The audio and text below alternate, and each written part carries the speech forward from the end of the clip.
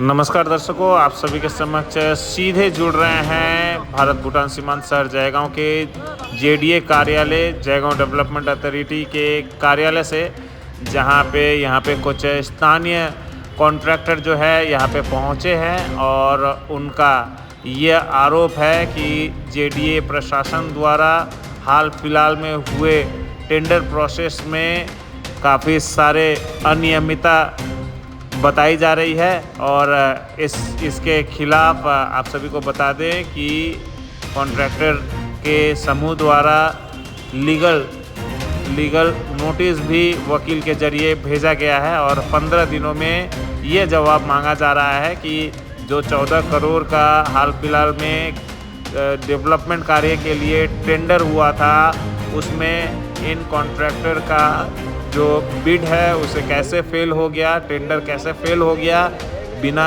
कोई वजह असाइन किए हुए कैसे यह टेंडर फेल घोषित कर दिया गया ये कॉन्ट्रैक्टर का, और इसके लिए वह जवाब मांग रहे हैं। इसके लिए जेडीए के विभिन्न अधिकारियों को उन्होंने नोटिस भेजा है और 15 दिनों में उन्होंने यह जवाब मांगा है। चलते हैं, अधिक जानकारी के लिए सीधे हम लोग बात करते हैं जो प्रतिनिधि हैं ये कॉन्ट्रैक्टर समूह के, उनसे हम लोग बातें करते हैं और अधिक जानकारी आप सभी के समक्ष साझा करते हैं दर्शकों। अच्छा, आप लोग यहाँ पे किस लिए आए हुए हैं? क्या है, आप पेपर हाथ में देख रहे हैं, क्या है? धन्यवाद विजय जी।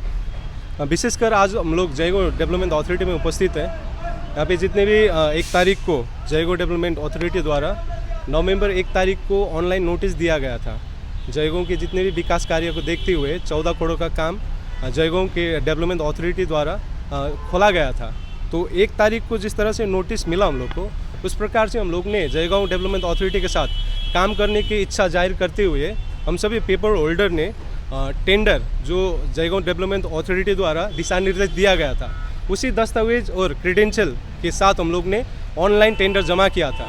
उसके बाद जमा करने के बाद हम लोग का टेंडर जो खोला जाएगा वो डेट दिया था आपका 28 तारीख को। 28 तारीख नवंबर 2023 को खोलने का एक समय दिया गया था, निर्धारित समय।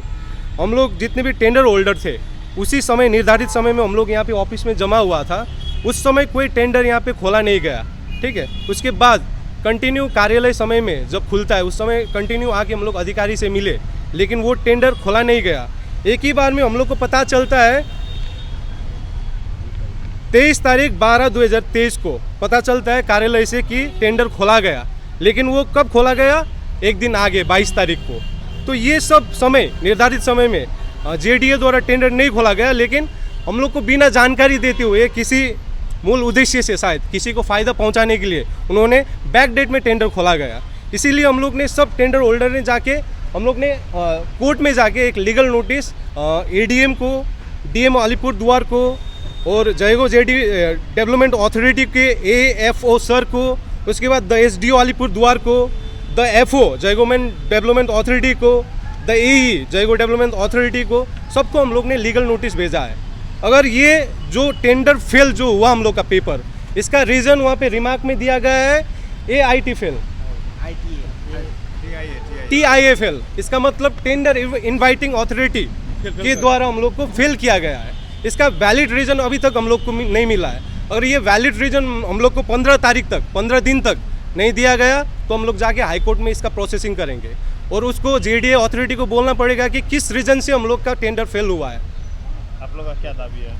हम लोग का दावी है, जिस तरह से एडीएम और जयगांव डेवलपमेंट अथॉरिटी द्वारा और पार्थो सर जो यहाँ का इंजीनियर है, उन्होंने ये टेंडर कंडक्ट किया था, उन्होंने जिस तरह से ये टेंडर खोला है ये बिल्कुल गैरकानूनी तरीके से खोला है। ना इसका डेट यहाँ पे दिया गया, डेट में खोला, और जिस तरह से टेंडर डेट में खोला गया वो बैक डेट में खोला गया है। और इसके बावजूद हम लोग को अगर रिप्लाई में सही जवाब नहीं मिलता है तो हाईकोर्ट हम लोग अवश्य जाएंगे सब मिलके। आपका नाम और परिचय? मेरा नाम है योगेश थापा। मैं सुधांशु और जेनिथ कॉर्पोरेट लिमिटेड का एक रिप्रेजेंटेटिव हूँ।